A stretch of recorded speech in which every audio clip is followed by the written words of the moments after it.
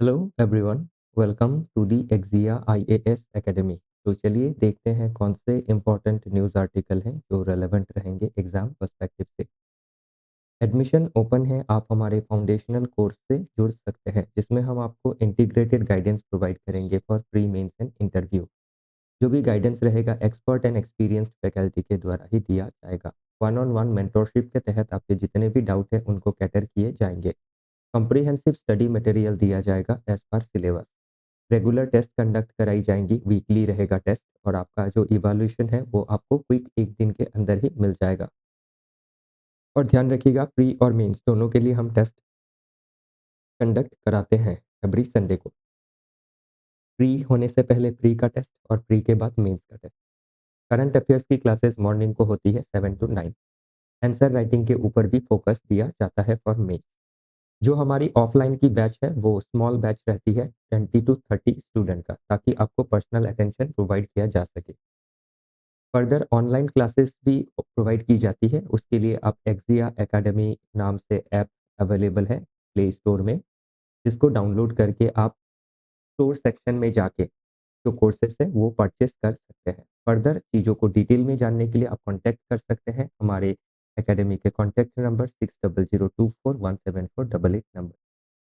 तो चलिए देखते हैं पहला आर्टिकल। तो पहला आर्टिकल है अबाउट 16 फाइनेंस कमीशन के पैनल ने क्या कहा है रिगार्डिंग कैश ट्रांसफर स्कीम। तो जो स्टेट गवर्नमेंट है, different state government like Jharkhand है, महाराष्ट्र है, उड़ीसा है, तो ये जो स्टेट्स है किस तरीके से जो कैश ट्रांसफर है या फिर जो डीबीटी कहा जाता है जिसको डायरेक्ट बेनिफिट ट्रांसफर, वो कंटिन्यू कर रही है। और इससे जो स्टेट है उनको जो फिस्कल लॉस है वो झेलना पड़ रहा है, जो रेवेन्यू एक्सपेंडिचर का लॉस है वो झेलना पड़ रहा है। और इसका जो बर्डन है वो किसके ऊपर जाता है? जो टैक्स पेयर है या फिर जो आम जनसाधारण है जो टैक्स पे करती है, डायरेक्ट हो या इनडायरेक्ट। तो अमीर लोग जो है डायरेक्ट टैक्स पे करते हैं, इनकम टैक्स, कॉर्पोरेशन टैक्स। लेकिन जो आपके मिडिल क्लास है या लोअर मिडिल क्लास है या फिर पोर है, वो भी तो टैक्स पे करते हैं। वो इनडायरेक्ट टैक्स पे करते हैं इन फॉर्म ऑफ जीएसटी। तो इसमें अभी यही मुद्दा उभर के आया है कि आपका जो कैश ट्रांसफर स्कीम्स होती है उनमें एग्जिट क्लॉसेस होने चाहिए। Exit clauses must for cash transfer scheme. तो फाइनेंस कमीशन क्या है? तो फाइनेंस कमीशन को under article 280 of the Indian constitution president हर 5 साल में बनाते हैं। और फाइनेंस कमीशन क्या करता है? जो नेट टैक्सेस होती है सेंटर की, उससे स्टेट्स को कितना शेयर जाएगा वो बताता है। वो सजेशन रिकमेंडेशन देता है प्रेसिडेंट को। तो अभी इसमें फाइनेंस कमीशन का काम सिर्फ आपका कितना नेट टैक्सेस डिवैल्यूएशन होना है, सिर्फ वही नहीं बताता है। इसके साथ फिस्कल प्रूडेंस कैसे हम बढ़ा सकते हैं। फिस्कल प्रूडेंस मतलब किस तरीके से हम जस्टिफाइड खर्चे कर सकते हैं, जुडिशियस खर्चे कर सकते हैं, और जो अननेसेसरी खर्चे हैं या फिर लॉस वाले खर्चे हैं उसको कैसे मिनिमाइज कर सकते हैं, उसके ऊपर भी फाइनेंस कमीशन जो है वो सजेशन देता है। तो इसीलिए इसमें 16 फाइनेंस कमीशन जो है अरविंद पानागरिया साहब के अध्यक्षता में है। तो ये कमीशन ने क्या कहा है कि exit clause must for cash transfer scheme. तो इसमें स्पेशली स्टेट्स के बारे में कही गई है। और फाइनेंस कमीशन से पहले भी अभी इकोनॉमिक सर्वे आया था। इकोनॉमिक सर्वे ने भी ये मेंशन किया है कि जो डायरेक्ट बेनिफिट ट्रांसफर है उससे गवर्नमेंट का जो रेवेन्यू है वो ज़्यादा खर्चा होता है। और इसीलिए कैपिटल एक्सपेंडिचर मतलब जिससे एसेट क्रिएट होता है, रास्ता बनता है, पोर्ट बनती है, एयरपोर्ट बनता है, हॉस्पिटल बनती है, एजुकेशन सेंटर बनते हैं, स्किल सेंटर बनते हैं, उसमें खर्च कम हो जाता है।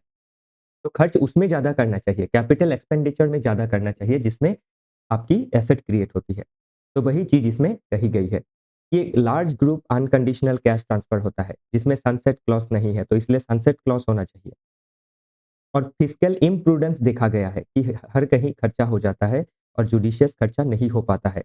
प्लस गवर्नमेंट को खर्च करने के लिए, डिफरेंट स्टेट गवर्नमेंट को कैश ट्रांसफर के लिए ऑफ बजट बोरोइंग करना पड़ता है। बजट से बाहर जाके बोरोइंग करके ये आपकी जो डीबीटी है, डायरेक्ट बेनिफिट ट्रांसफर, वो देना पड़ता है। तो इसमें ये जो आपकी समझ लीजिए 500 हज़ार रुपए दिए जाते हैं, और इसमें क्या है, ये डिफरेंट जो पार्टीज़ है वो वोट बैंक के लिए भी ल्यूर करती है वोटर्स को। तो इसीलिए ये एक नॉन मेरिट सब्सिडी है। मेरिट सब्सिडी है जैसे कोई बच्चा पढ़ना चाहता है उसको कोई सब्सिडी दी गई है, फ्री एजुकेशन दिया गया है, वो सही है, उससे एसेट क्रिएट होगा। लेकिन ऐसे ही 500 हज़ार रुपए, ₹250 ऐसे अगर देते हैं अकाउंट में, तो उससे क्या है, ये लॉस होता है और मार्केट में भी डिस्टॉर्शन क्रिएट होता है। जब लोगों के पॉकेट में पैसे जाएँगे बिना काम किए, तो लोग क्या करेंगे घर में बैठ जाएँगे, मार्केट में लेबर शॉर्टेजेस होगा और उस 1000-500 ₹2000 रुपए से वो मार्केट में छोटे-मोटे चीज़ों की डिमांड क्रिएट करेंगे और जो प्राइस है सामान का वो बढ़ने लगेगा। तो उससे इन्फ्लेशन का खतरा भी जो है वो आता है। तो अभी अगर इसमें हिस्ट्री देखें तो ये कैसे आया है जो कैश ट्रांसफर का सिस्टम सब तो पहले फेज़ 1 में अगर देखें तो सब्सिडी या फिर चैरिटी दी जाती थी 1950 टू 80। फिर फेज़ 2 में कंडीशनल एरा आया था 1990 से 2000 के बीच में। फिर फेज़ 3 में सीधा-सीधा डायरेक्ट बेनिफिट ट्रांसफर का एरा आया 2010 में और अभी के समय तो क्या है अनकंडीशनल कैश ट्रांसफर दी जाती है। मतलब कोई कंडीशन रख के दिया जाता है कि आपको ₹1000 मिलेंगे तो बच्चों को स्कूल भेजना होगा, तभी मिलेंगे। तो वो सही है कि आपको ₹500 दिए जाएँगे, उससे पेड़-पौधे आपको लगाने होंगे, तभी आपको ₹500 मिलेंगे। तो वो कंडीशनल कैश ट्रांसफर जो है वो सही है। तो इसीलिए आप इसमें देख सकते हैं कि कोर वार्निंग क्या है, शार्प राइज़ हो रहा है कैश ट्रांसफर में। 3% से 20% तक पहुँच चुका है ये और ये स्टेट का फाइनेंसेस को वीक करता है और इंफ्रास्ट्रक्चर में सोशल प्रोग्रेस के लिए खर्च करने के लिए जो पैसे लगाने चाहिए वो कम हो जाते हैं। तो इसीलिए ये जो कैश ट्रांसफर है इसमें एक सस्टेनेबिलिटी का इश्यू हम देख सकते हैं। तो इसीलिए क्या है ज़रूरी है कि सोसाइटी की एम्पावरमेंट के लिए खर्च किया जाए। एसेट क्रिएशन के लिए खर्च किया जाए, ना कि आपकी बर्डन क्रिएट करने के लिए खर्च किया जाए। इसमें एक एथिकली देखें तो इंटरजेनरेशनल इनजस्टिस भी देखी जाती है कि आज जो लोन लेके कैश ट्रांसफर किया जा रहा है, उस लोन को कैसे चुकाया जाएगा? इन फ्यूचर जो पॉपुलेशन आएँगी उसके ऊपर टैक्स लगा के। तो ये एक इंटरजेनरेशनल इनजस्टिस हम इसमें देख सकते हैं। चलिए आगे बढ़ते हैं दूसरे टॉपिक की ओर। तो हाल ही में ग्रैमी अवार्ड जो है म्यूजिक का सबसे बड़ा अवार्ड है वो कन्फर किया गया है टू द डिफरेंट आर्टिस्ट। तो जैसे बेस्ट न्यू आर्टिस्ट किसको मिला है, ओलिविया डियन को मिला है। फिर पॉप सिंगर जो आती है लेडी गागा उनको मेहम एल्बम के लिए अवार्ड ग्रैमी अवार्ड मिला है और इसमें आप देख सकते हैं ब्रूनो मार्स परफॉर्म कर रहे हैं।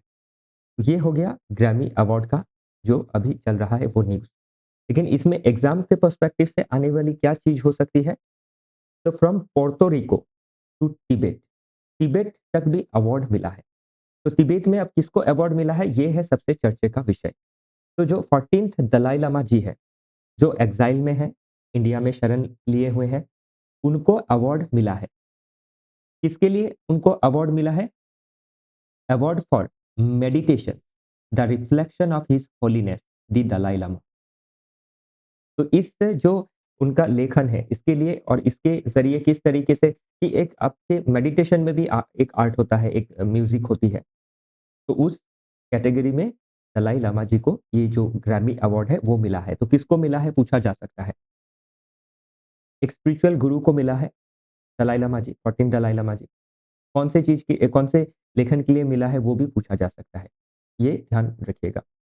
तो इससे अभी क्या है, जब दलाई लामा जी को अवार्ड मिला है, तो अभी इससे इम्पोर्टेंट क्या आ जाता है, इसमें इंडिया भी एंटर हो जाता है। कैसे? क्योंकि जो हमारा देश है, उ उसने 1959 में दलाई लामा जी को पॉलिटिकल असाइलम दिया, राजनीतिक शरण दी हमारे देश में। हिमाचल प्रदेश के धर्मशाला में उनको बेस बना के दिया। क्यों बना के दिया? क्योंकि चाइना जो है, वो तिब्बत की ऑटोनॉमी को उसने वायलेट किया बाय एक्वायरिंग तिब्बत, जो एक आपका ऑटोनोमस प्रोविंस था।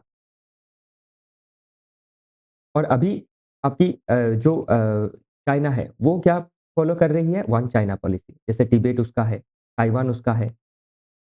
तो अभी इसमें जो ये चाइना का जो असर्टिवनेस है, जो ये वॉइस को दबा रहा है डिफरेंट रीजन का, उसको उसके अगेंस्ट एक प्लेटफ़ॉर्म मिला है, जैसे ग्रैमी अवार्ड। इससे क्या हुआ? जो मुद्दा है, वो आपकी हम देख सकते हैं कि पॉलिटिसाइज़ हो गया है। तो अभी ज़रूरी नहीं है कि जो आर्ट का प्लेटफ़ॉर्म है लाइक ग्रैमीज़, ये सिर्फ़ एंटरटेनमेंट के लिए नहीं है। ये जो कंसर्न है वर्ल्ड का, उसको भी रेज़ करता है, उसको भी सर्व करता है। It becomes a powerful vehicle for political dissent and social commentary. तो आर्टिस्ट भी दे अब ध्यान दीजिएगा कि आर्टिस्ट भी क्या कर सकते हैं, जो ग्लोबल इश्यूज़ है, उसको ग्लोबल प्लेटफ़ॉर्म पे लाके एक आपकी जो ओपिनियन है, उसको फ़ॉर्म कर सकता है और जो असर्टिव नेशंस है, जो हेजेमोनिक नेशंस है, उनके अगेंस्ट एक पावरफुल डिसेंट क्रिएट कर सकता है। तो ये मेंस के पॉइंट ऑफ व्यू से इम्पोर्टेंट रहेगा। तो कल्चर कैसे एक सॉफ्ट पावर की तरह काम करता है और जो पॉलिटिकल हेजीमोन्स है, उनको शर्मोशार करने के लिए, उनका पोल खोलने के लिए इसका इस्तेमाल किया जा सकता है। ध्यान रखिएगा। तो इसमें और एक बात भी कही गई है, इसके साथ अभी ध्यान रखिएगा कि स्पेनिश लैंग्वेज में भी ग्रैमी मिला है। तो इससे ये पता चलता है कि सिर्फ इंग्लिश जो है वो आपका डोमिनेटिंग लैंग्वेज नहीं होना चाहिए। इसके साथ ही जो डिफरेंट आपकी कल्चर है, डिफरेंट जो लैंग्वेजेस है, छोटे हो, बड़े हो, माइनर हो, मेजर हो, सभी को रिकॉग्निशन जो है वो मिलना चाहिए। तो वो चीज़ हम इसमें देख सकते हैं इस ग्रैमी अवार्ड में। तो पॉलिटिसाइजेशन ऑफ आर्ट, तो आर्ट एक क्या है, आपकी प्लेटफ़ॉर्म बन गई है for dissent and soft power. इसमें वैलिडेशन दिया गया है माइनर लैंग्वेजेस को। तो global recognition challenges western media domination. तो वेस्टर्न मीडिया इंग्लिश का डोमिनेशन को भी इसमें चैलेंज देखा जाता है। और दलाई लामा जी को भी क्या है, एक ग्लोबल लेजिटिमेसी मिली है थ्रू ग्रैमी अवार्ड्स, जिनको एक समय पे चाइना जो है इवन इनकी हत्या भी करना चाहती थी। ऐसा भी न्यूज़ हमें मिलते हैं। तो चलिए आगे देखते हैं। तो ध्यान रखिएगा किनको अवार्ड मिला है, किस चीज़ के लिए मिला है, पूछा जा सकता है। और दलाई लामा जी का जो पॉइंट है वो इस बार पूछने की संभावनाएँ काफ़ी ज़्यादा है। और इसी के रिगार्डिंग क्या है, इंडिया चाइना का जो रिलेशन है वो भी पूछ लिया जा सकता है। तो हिस्ट्री में अगर देखें तो तिब्बत इश्यू 1912 से अगर देखें तो pre 1950 Tibet enjoy de facto independence, independence था तिब्बत के पॉपुलेशन को। 1950 में देखें तो पीपल्स लिबरेशन आर्मी जो चाइना की आर्मी है तिब्बत में घुस गई, तिब्बत को कब्जा कर लिया। और 1959 में दलाई लामा एस्केप कर गए तिब्बत से, क्योंकि दलाई लामा एक्सेप्ट नहीं कर रहे थे जो प्रपोजल दिया जा रहा था भाई चाइना की ऐड हो जाए, जबकि तिब्बत एक क्या है, ऑटोनोमस प्रोविंस रहा है। और अभी इंडिया ने जब आपका शरण दिया तो आपकी जो चाइना है वो ऑफेंड हो गई हमसे। 1962 में इवन वॉर भी हुआ बॉर्डर इश्यू को लेके, दलाई लामा का इश्यू को लेके। तो उसके बाद भी इंडिया कैसे रिलेशंस को नेविगेट कर रही है, आज भी हम दलाई लामा जी को हमारे देश में शरण हम दे के रखे हैं, क्योंकि हम ये मानते हैं कि किसी देश की जो स्वतंत्रता है उसको वायलेट नहीं किया जाना चाहिए। जो कॉलोनियलिज्म है उसका एक्सपेंशन नहीं होना चाहिए। हमारी जो फॉरेन पॉलिसी है उसमें हम एंटी कॉलोनियल प्रिंसिपल को सपोर्ट करते हैं। नेक्स्ट आर्टिकल बात करता है finance commission waits for discom privatisation debt clean up via SPV. तो जो फाइनेंस कमीशन है वो अभी डिस्कॉम के बारे में क्या कह रहे हैं, ध्यान रखिएगा। डिस्कॉम होता क्या है, डिस्ट्रीब्यूशन कंपनी। डिस्ट्रीब्यूशन कंपनी क्या डिस्ट्रीब्यूट कर रही है, इलेक्ट्रिसिटी। जो इलेक्ट्रिसिटी डिस्ट्रीब्यूट करती है उनको डिस्कॉम कहा जाता है, जो जनरेट करती है उनको जेनकॉम कहा जाता है। तो मोस्ट ऑफ दी जेनकॉम कंपनी से अगर देखें इलेक्ट्रिसिटी जनरेशन कंपनी, तो वो सेंटर के हाथ में है। और जो डिस्कॉम है डिस्ट्रीब्यूशन कंपनी, वो स्टेट के हाथ में है। तो डिस्कॉम्स क्या करती है, जेनकॉम से इलेक्ट्रिसिटी खरीदती है और स्टेट में पॉपुलेशन को बांटती है, इलेक्ट्रिसिटी बांटती है। तो अभी बहुत समय से अगर देखें, मतलब इंडिपेंडेंस के बाद से ही, तो टिल आप 2000 कह लीजिए, 2000 आप 15 से पहले भी अगर देखें, 2015 उदय स्कीम आने से पहले, तो इसमें डिस्कॉम कंपनीज को स्टेट द्वारा ओन किया जाता था। जो स्टेट गवर्नमेंट है वो ओन करती थी। और जो डिस्कॉम है वो काफ़ी ज़्यादा लॉस को झेल रही थी। जैसे 7.5 लाख करोड़ का लॉस था इनका, जिसको सेंटर ने उदय स्कीम के ज़रिए मदद किया कि डिस्कॉम कंपनी को बेल आउट किया जा सके। अभी इसमें फाइनेंस कमीशन ये कह रही है कि जो डिफरेंट जो सरकारी डिस्कॉम्स है, उनको प्राइवेटाइज़ कर देना चाहिए फेज़ वाइज़। एक स्पेशल पर्पस व्हीकल बनाना चाहिए। स्पेशल पर्पस व्हीकल मतलब क्या होता है कि जो डिस्कॉम है उसका जो लॉस है उसको मिटिगेट करे, प्लस अगर चला सकते हैं तो चलाए, अगर ना चला सकते हैं तो उसको प्राइवेटाइज कर दिया जाए, क्योंकि एक लॉस मेकिंग कंपनी जो है वो प्राइवेट प्लेयर ने उसको नहीं एक्वायर करेगी। तो उसको क्या है, एक उसका फाइनेंशियल हेल्थ ठीक करना पड़ेगा। तो उसके लिए एसपीवी जो है वो गवर्नमेंट बनाती है, ताकि कंपनी को, जो सरकारी कंपनी है उसको सपोर्ट किया जा सके। और इस एसपीवी में क्या है, सेंट्रल गवर्नमेंट सपोर्ट देती है। तो अभी 7.5 लाख करोड़ का डेट जो है उसको बेल आउट के लिए इसमें प्रोविज़न रखा गया है। तो अभी स्टेट रन डिस्कॉम जो है इनएफिशिएंट है, काफ़ी ज़्यादा लॉस में रहती है। और इसको अगर बार-बार बेल आउट किया जाता रहे, तो इससे ये प्रॉफ़िट ही नहीं कमा के देता है। फिर इसको बेल आउट करे, बेल आउट करने के लिए जो पैसे इसमें दिए जाएँगे डिस्कॉम्स को, वो भी क्या किससे आएँगे? पॉपुलेशन से ही आएँगे। पॉपुलेशन से टैक्स से वसूलना पड़ेगा। तो इसीलिए सॉल्यूशन क्या है कि एसपीबी का जो बैड डेट है, वो एसपीबी एब्ज़ॉर्ब कर ले, इनको प्राइवेटाइज़ कर दिया जाए और इनमें कैपिटल इन्वेस्टमेंट और किया जाना चाहिए ताकि इनका हेल्थ को ठीक किया जा सके। लेकिन चैलेंज क्या होता है, एक पॉलिटिकल रेजिस्टेंस होती है। पॉलिटिकल पार्टीज़ जो गवर्नमेंट में होती है, वो भी नहीं चाहती है कि डिस्कॉम्स का प्राइवेटाइज़ेशन हो, उसमें गवर्नमेंट का शेयर वो रखना चाहती है। क्यों? क्योंकि फ्री पावर पॉलिटिक्स भी एक रहता है, वोट बैंक को अट्रैक्ट करने के लिए। तो गवर्नमेंट डिफरेंट सेक्टर्स को या फिर प्राइवेट जो आपके हाउसहोल्ड है, उनको फ्री पावर जो है वो प्रॉमिस करती है, उससे पावर में आती है। फिर जो अगर प्राइवेटाइज़ किया जाए तो जो एम्प्लॉयी है, वो भी जॉब लॉस करेंगे, इसीलिए वो प्रोटेस्ट करने लग जाते हैं। और सेंटर अगर प्राइवेटाइज़ेशन के लिए ज़्यादा जोर दे, तो स्टेट कहेगा कि हमारी ऑटोनॉमी खत्म हो रही है। तो एक फेडरल फ्रिक्शन भी इसमें देखा जा सकता है। तो इसीलिए वे फॉरवर्ड में क्या कर सकते हैं, एक फ्रैंचाइज़ मॉडल हम ले सकते हैं। जैसे किसी प्राइवेट कंपनी को हमने दे दिया या फिर जो फ्री इलेक्ट्रिसिटी देना चाहती है गवर्नमेंट, तो उसकी जगह पे क्या है, इलेक्ट्रिसिटी का जो बिल पे करना पड़ता है, उसमें डीबीटी दे दे कि 1000 का बिल आता है तो हम 500 चुका देंगे, वैसा। स्मार्ट मीटरिंग करना चाहिए ताकि इलेक्ट्रिसिटी थेफ्ट को हम कम कर सकें। और इंडिपेंडेंट रेगुलेशन की व्यवस्था होनी चाहिए। अगर इलेक्ट्रिसिटी डिस्ट्रीब्यूशन कंपनी सरकारी है, तो उसमें इंडिपेंडेंट रेगुलेशन होना चाहिए। गवर्नमेंट का ज़्यादा इंटरफेरेंस नहीं होना चाहिए, नहीं तो जो आपकी डिस्कॉम कंपनीज़ है, वो लॉस फेस करती रहेंगी। नेक्स्ट आर्टिकल बात करता है अबाउट कैपिटल एक्सपेंडिचर के बारे में। तो इंडियन इंडियन एक्सप्रेस न्यूज़पेपर है, उन्होंने एक्सपेंडिचर सेक्रेटरी जो है, उनका इंटरव्यू लिया। भुमुलु भुमुलुमंग भु भुआलनम इनका नाम है। तो प्रोनाउंसिएशन के लिए आप मुझे क्षमा कीजिएगा, तो ऐसा ही कुछ इनका नाम है। तो एक्सपेंडिचर सेक्रेटरी है मिनिस्ट्री ऑफ फाइनेंस के। तो इनसे इंटरव्यू में बातचीत हुई और जो आपकी प्राइवेट मतलब जो आपका इंफ्रास्ट्रक्चर प्रोजेक्ट है, जो आने वाली है, आने वाले समय पे, तो किस तरीके से क्या खर्च उसमें होने वाला है, उस बात में यहाँ उस विषय में ये आर्टिकल बात करता है। लेकिन इसमें हमें थोड़ा बहुत चीज़ें समझनी होगी अबाउट पब्लिक प्राइवेट पार्टनरशिप। तो इसमें पहला तो ध्यान ये देना है कि हाल ही में गवर्नमेंट ने अपनी जो कैपिटल एक्सपेंडिचर है, आने वाली बजट में जो बजट अभी चल रहा है, डिस्कशन चल रहा है जो अप्रैल 1 से आएगा, तो उसमें कैपिटल एक्सपेंडिचर काफ़ी ज़्यादा बढ़ा रही है सरकार। तो कहाँ कैसे खर्च करेगी, वो हमने कुछ दिन पहले देखा था। तो आज इसमें हम ये समझेंगे कि गवर्नमेंट पब्लिक प्राइवेट पार्टनरशिप के ज़रिए इंफ्रास्ट्रक्चर को डेवलप करेगी और पब्लिक प्राइवेट पार्टनरशिप के अंदर भी डिफरेंट मॉडल होती है। जैसे EPC model, hybrid annuity model, build, operate and transfer model.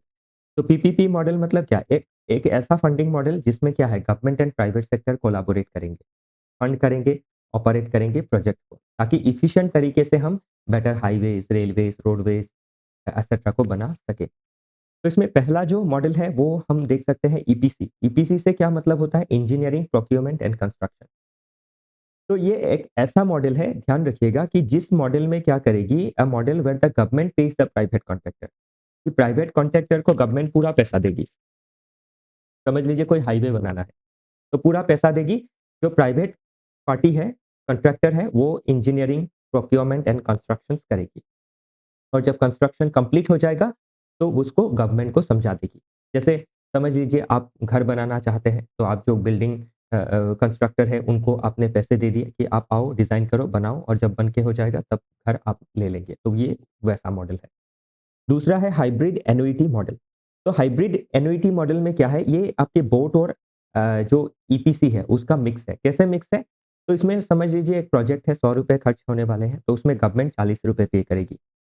Remaining ₹60 जो है वो प्राइवेट प्लेयर जो है, वो जहाँ से मैनेज करता है वो मैनेज करेगा। और गवर्नमेंट क्या करेगी, ये जो ₹60 खर्च किए हैं प्राइवेट प्लेयर ने, उस ₹60 को समय के साथ वापस करती रहेंगी। तो इससे प्राइवेट प्लेयर को कोई रिस्क नहीं रहेगा। 40% पैसे तो सरकार ने पहले ही दे दिए और 60% जो प्राइवेट खर्च कर रही है, उसको समय के साथ दे देगी और उनको एक प्रॉफिट भी इसमें दे देगी। बोट मॉडल जो है, ये क्या है, बिल्ड, ऑपरेट एंड ट्रांसफर। तो इसमें पूरा जो प्रोजेक्ट है, प्राइवेट सेक्टर को समझा देगी, प्राइवेट सेक्टर उसको बिल्ड करेगा, ऑपरेट करेगा, उससे कमाई करेगा, फिर ट्रांसफ़र कर देगा। तो समझ लीजिए आपकी एक ज़मीन है, प्राइवेट सेक्टर को आपने दे दी, उसमें उन्होंने फ्लैट बनाया, 20 साल के लिए बिल्ड किया, ऑपरेट किया 20 साल के लिए और 20 साल के बाद प्रॉफ़िट कमा के आपको ट्रांसफ़र कर दिया, अभी प्रॉपर्टी आपकी हो गई। तो इसीलिए ध्यान रखिएगा पीपीपी मॉडल में जब भी डेवलपमेंट होती है तो सभी जो हमारी जो डिफरेंट पार्टीज़ होती है या फिर जो सोशल ऑर्गेनाइजेशंस ग्रुप होती है वो अपोज़ करने लग जाती है कि ये प्रॉपर्टी प्राइवेटाइज़ हो गया। प्राइवेटाइज़ नहीं हुआ है। उसको एक समय के लिए डिफरेंट प्रोविज़न के तहत दिया गया है। अल्टीमेटली वो गवर्नमेंट के पास वापस आ जाएगा अगर बोर्ड मॉडल में दिया है। ईपीसी और एचएम में दिया है तो वो तो गवर्नमेंट के पास ही रहेगा। ओके, तो वही चीज़ इसमें मेंशन की गई है। तो इसमें इसी यही 2-3 मॉडल के तहत क्या है, हमारी रेलवेज़ को, हमारी एयरवेज़ को, हमारे सड़क को, हमारे पोर्ट को डेवलप किया जाएगा, वही इंटरव्यू इसमें हुआ है। तो नाम इनका थोड़ा टफ है तो मैं प्रोनाउंस करने में मुझे दिक्कत हुई, लेकिन ये जो व्यक्ति है इनका नाम से भी इन्होंने जो इंटरव्यू दिया है, उसमें जो भी चीज़ें निकल के आई है, वो ज़्यादा इम्पोर्टेंट है। एक्सपेंडिचर सेक्रेटरी है मिनिस्ट्री ऑफ।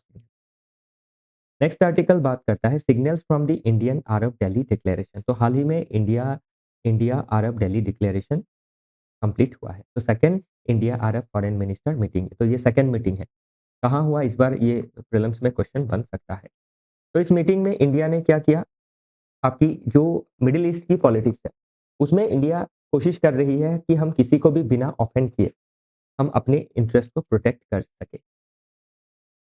तो अभी इसमें अगर आप देखें तो जो लीग ऑफ अरब है, तो ये लीग ऑफ अरब क्या है पहले वो समझते हैं। तो ये एक रीजनल ऑर्गेनाइजेशन है जिनको 1945 में बनाया गया था, जिसमें 22 कंट्रीज़ हैं। तो जिस तरीके से यूरोपियन यूनियन है, एशियन है, उसी तरीके से ये लीग ऑफ अरब है। तो ये लीग ऑफ अरब जो है इनकी जो नेशन है जैसे आपकी इसमें सऊदी अरेबिया है। तो सऊदी अरेबिया और बाकी आपके सेकंड अरब इंडिया अरब फॉरेन मिनिस्टर, मतलब ये अरब स्टेट्स के फॉरेन मिनिस्टर के साथ मीटिंग हुई और हमने जो रोड मैप है वो बनाया ताकि हम मिडिल ईस्ट रीजन में पीस को बरकरार रख सकें। तो इसमें अगर देखें तो जो नेशंस है वो किस तरीके से हमारे लिए इम्पोर्टेंट है। सऊदी अरेबिया ऑयल के लिए इम्पोर्टेंट है। चैलेंज कहाँ से आती है? यूएई से आती है, क्योंकि सऊदी अरेबिया और यूएई दोनों के बीच खटास है। तो अभी हमें क्या करना है? मेंटेन करना है relation with Saudi Arabia as well as UAE, balance करना है दोनों के बीच। तो अरब के साथ सऊदी अरेबिया के साथ अभी रिसेंटली डील हुआ, यूएई के साथ ऑलरेडी हमने डील किया है। यूएई के साथ अगर हम देखें हमारा क्या इंटरेस्ट है, तो यूएई से हमारा इन्वेस्टमेंट जो है वो आता है और राइवलरी किसके साथ है? सऊदी अरेबिया के साथ है। तो इन दोनों को बैलेंस करना है, तो वही इंडिया कर रही है, डी-हाइफेनेटिंग कर रही है। मतलब हम अलग-अलग प्लेटफ़ॉर्म पे अलग-अलग तरीके से नेशंस के साथ कोलैबोरेट कर रहे हैं और एक बैलेंस कर रहे हैं ताकि हमारा रिलेशन जो है वेस्ट एशिया में बैलेंस रहे और हमें ऑयल इन्वेस्टमेंट मिलता रहे। तो ईरान क्यों इम्पोर्टेंट है? कनेक्टिविटी के लिए, क्योंकि चाबहार पोर्ट हम डेवलप कर रहे हैं वहाँ पे ताकि हम पाकिस्तान को बाईपास करते हुए मिडल ईस्ट और सेंट्रल एशिया प्लस यूरोप को कनेक्ट कर सकें। इज़राइल भी इम्पोर्टेंट है। तो अभी सऊदी अरेबिया, यूएई और ईरान जो है वो इज़राइल के अगेंस्ट है। तो अभी इज़राइल के अगेंस्ट है तो हम इनसे अगर दोस्ती करते हैं तो इससे खराब होगा, इससे दोस्ती करते हैं इससे खराब होगा। तो इसीलिए इंडिया क्या कर रही है? सभी से एंगेज कर रही है, अपनी स्ट्रैटेजिक ऑटोनॉमी मेंटेन कर रही है और किसी को भी ऑफेंड नहीं करना चाह रही है। तो इसलिए इज़राइल के साथ भी हम हमारा रिलेशन अच्छा रख रहे हैं। तो इसमें क्यों अच्छा रख रहे हैं? ताकि हम डिफेंस और टेक्नोलॉजी में जो सहूलियत हमें मिल रही है वो हम हासिल करते रहें। तो इसीलिए देख सकते हैं आप कि किस तरीके से हम बैलेंस करने की कोशिश कर रहे हैं। तो ये चारों ही कंट्री के साथ इंडिया डिफरेंट प्लेटफ़ॉर्म में अलग-अलग तरीके से एंगेज करती है और हम अपनी स्ट्रैटेजिक ऑटोनॉमी बरकरार रखते हैं। हम किसी को भी जो ऑफेंडिंग चीज़ें हैं उसमें हम सपोर्ट नहीं करते हैं। तो जैसे हम इज़राइल के अगेंस्ट जो अटैक हुआ बाय हमास, तो उसमें उसको हमने क्रिटिसाइज़ किया कि टेररिज़्म नहीं होना चाहिए। फिर हम पैलेस्टीनियन कॉज़ को भी सपोर्ट कर रहे हैं। हम हमास को सपोर्ट नहीं कर रहे हैं, लेकिन हम पैलेस्टीनियन कॉज़ को सपोर्ट कर रहे हैं कि पैलेस्टाइन जो है, मतलब 2 नेशन थ्योरी के अधीन एक पैलेस्टाइन और एक इज़राइल 2 नेशन होने चाहिए। इवन हम इज़राइल को पैलेस्टीनियन पॉपुलेशन को की मदद के लिए मेडिकल जो शिपमेंट्स हैं, वो भी भेज रहे हैं। तो यही है बैलेंसिंग करना। तो इंटरनेशनल रिलेशन में हमेशा क्या है, जो इंटरेस्ट है वो परमानेंट रहता है। फ्रेंड्स और एनिमीज़ परमानेंट नहीं होती है। ओके, चलिए आगे देखते हैं। नेक्स्ट आर्टिकल है, ये लास्ट आर्टिकल है, तो व्हाट्सएप के अगेंस्ट लॉ सूट आया है इन यूएसए। तो अभी व्हाट्सएप को लेके इंडिया में भी लॉ सूट चल रहा है, तो नेक्स्ट जो एनालिसिस मैं करूँगा उसमें मैं ये पूरा जो आर्टिकल है उसको बेटर तरीके से समझाने की कोशिश करूँगा। तो ये डेवलपिंग है स्टेज में है अभी। तो इसमें एलिगेशंस ये लग रही है कि जो व्हाट्सएप है वो क्या कर रही है, तो व्हाट्सएप जो है या फिर आपका इंस्टा है, फेसबुक है, ये आपकी जो मेटा है उसी की सब्सिडियरी है। तो अभी मेटा क्या कर रही है, व्हाट्सएप से जो डेटाज़ है वो कलेक्ट कर रही है, उसको एडवर्टाइज़िंग के लिए आपकी फेसबुक में, इंस्टा में यूज़ कर रही है। लेकिन उससे क्या है, जो परमिशन है यूज़र का वो नहीं ले रही है और यूज़र का जो प्राइवेसी है वो तो वायलेट हो ही रहा है, लेकिन यूज़र का डेटा यूज़ करके उनको कोई इकोनॉमिक बेनिफिट नहीं मिल रहा। आपका डेटा है, इस्तेमाल कर रहे हैं, चाहे वो पर्सनल डेटा ना हो, नॉन पर्सनल डेटा ही हो, लेकिन यूज़ तो हो रहा है उसका। तो उसे अगर कंपनी कमाई कर रही है तो आपको भी उसका एक हिस्सा मिलना चाहिए। तो यही जो इश्यू है अभी हमारे ऑनरेबल सुप्रीम कोर्ट में भी इसके ऊपर बहस चल रही है। तो देखना है क्या होगा आने वाले समय पे। तो इसी के साथ आज का जो डिस्कशन है समाप्त होता है। फिर मिलेंगे डिफरेंट आर्टिकल के साथ। हमारे साथ जुड़े रहने के लिए आप सभी का बहुत-बहुत धन्यवाद।